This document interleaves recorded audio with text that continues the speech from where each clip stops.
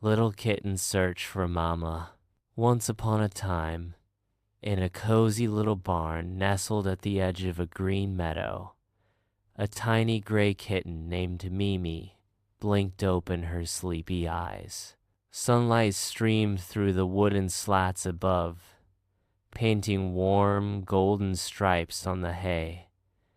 The air smelled of sweet clover, and birds chirped cheerfully outside. Mimi stretched her soft paws, yawned, and looked around. But something felt different. "Mama?" she called softly. There was no answer. She looked behind the haystack. She peeked inside the old wooden bucket. She checked their favorite napping spot under the ladder. But Mama wasn't there. Mimi's little heart started to thump faster. "Mama never goes far without telling me," she whispered.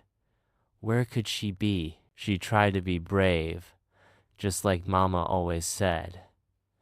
"If you're ever scared, take a deep breath and use your thinking whiskers," Mama used to purr. So Mimi took a deep breath in and out, and said to herself, "I will find Mama. I will use my eyes, my ears, and my nose." And off she went, padding out of the barn on her tiny paws. The meadow. The meadow was bright and full of friendly sounds. Butterflies danced in the air. A ladybug flew past Mimi's nose. "Excuse me, Miss Ladybug," Mimi mewed politely.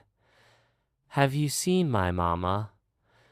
She's gray like me, with a pink nose and the softest fur in the world."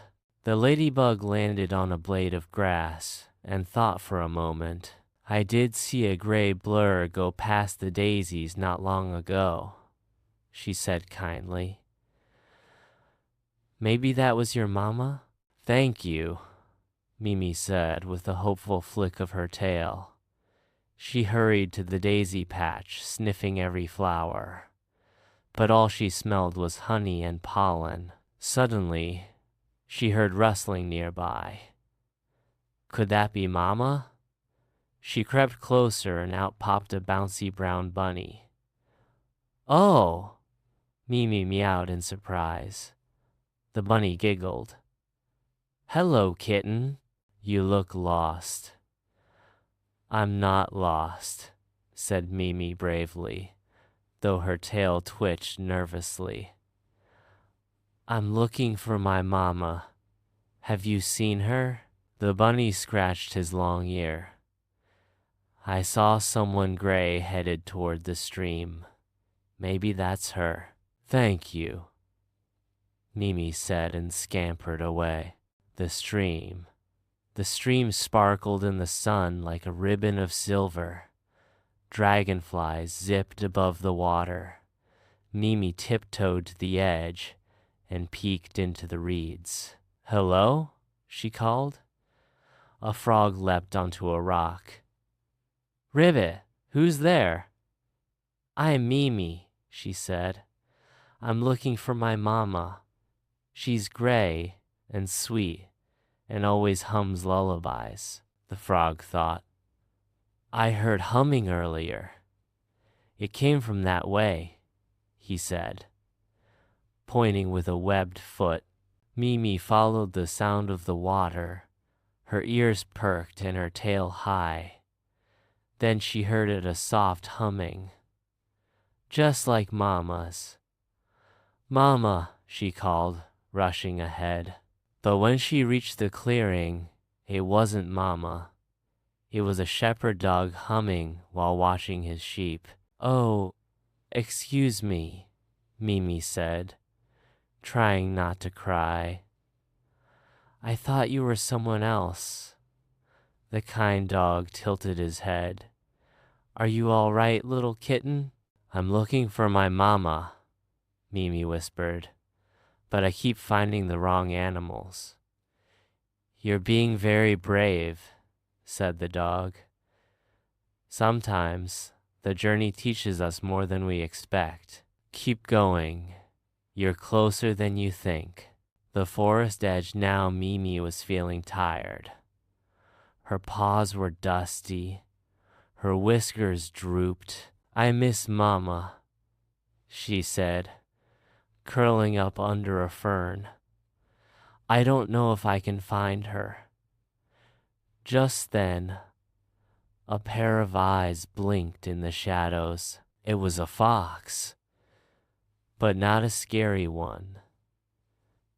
This fox had gentle eyes and a soft voice. Hello there, the fox said. You look like you've had a long day. Mimi sat up. I've been searching for Mama. Have you seen her? The fox nodded slowly. I saw a gray cat heading toward the hilltop a short while ago. She looked worried. Maybe she's looking for you.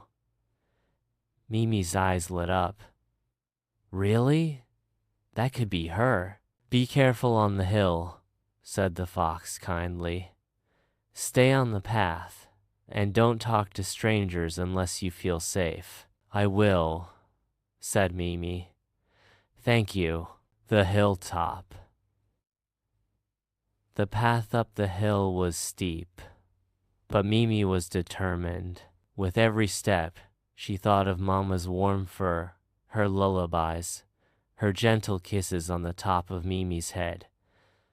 I'm coming, Mama, she whispered. As she reached the top, she saw a figure sitting by a tree-gray fir, pink nose, and the softest fur in the world.